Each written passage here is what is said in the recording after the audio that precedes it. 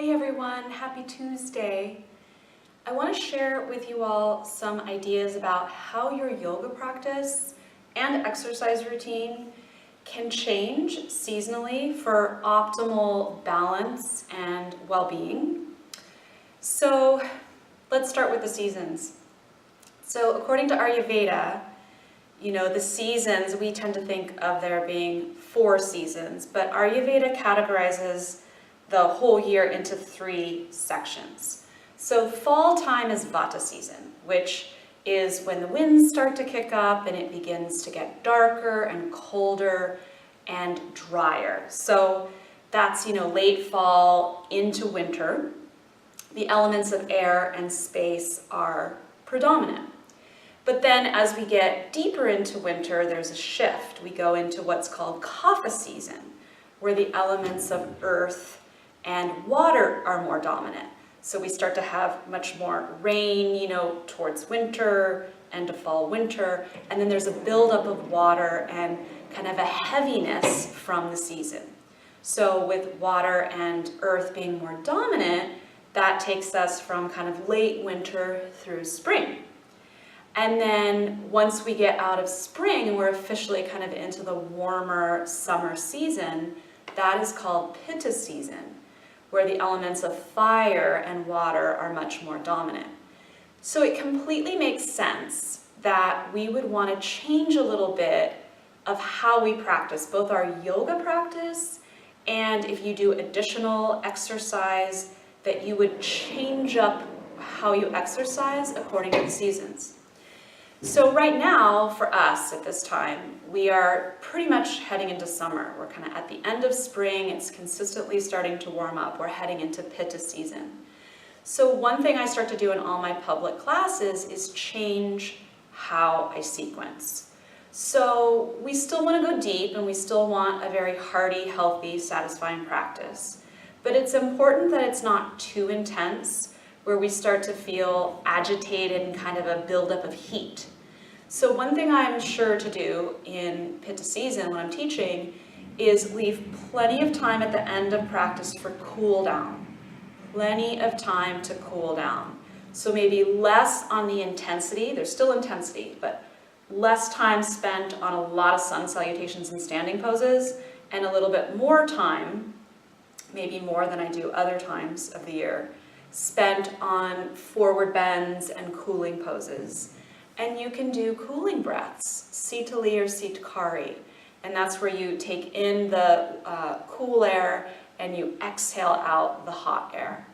So that's one idea in terms of your yoga practice.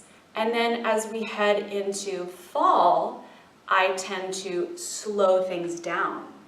So we do less poses, and I do a lot of long holds. Because as we go into fall, kind of air, that frenetic energy, air and space elements are more dominant. We tend to be too, in our culture, overscheduled in the fall time. So there's kind of this frenetic energy and slow and grounding. So an emphasis on standing poses, an emphasis on getting rooted down, and on holding poses, really, staying and breathing deeply. And then in terms of the breath, more time spent on deep breathing, potentially changing up the ratio where we inhale for maybe 4 counts and exhale for 6 counts. So I might do that kind of a pranayama at the end of practice, an extended shavasana time, and maybe even guided shavasana where there's like a full 10 minutes deep relaxation. And then so that's fall, and then as we get into Kapha season, there's this buildup of water and earth. I start a lot of salutations. I really move us. A lot more dynamic work. Many practices I'll do A series, B series, and C series, and a lot of moving in and out of poses or dynamic arm movements. And Kapalabhati, so the breath of fire, where you're pumping the navel center, really stimulating pranayama.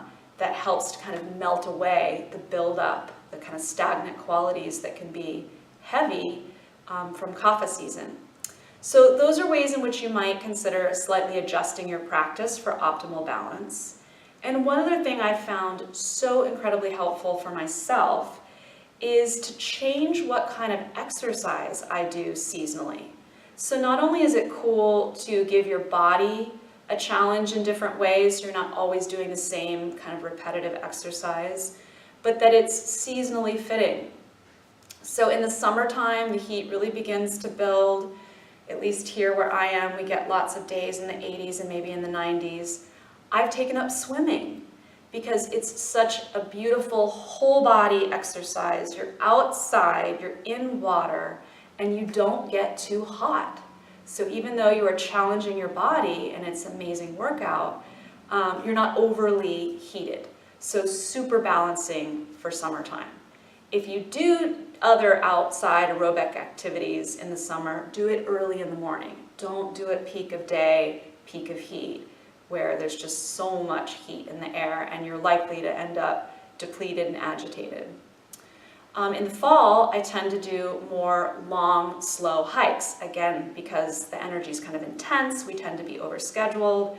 I use that hour or so outside to soak up nature and to slow down. I'm still getting exercise, but it's not a fast exercise. It's more of a calming, grounding exercise.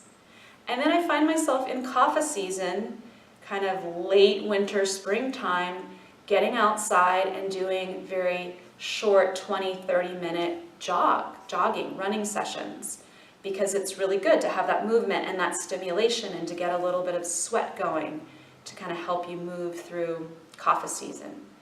So think about that. Think about adjusting your yoga practice seasonally and any other exercise you do, switching it up seasonally too. And you'll feel the balance. You'll feel more balanced overall. Namaste. Thank you.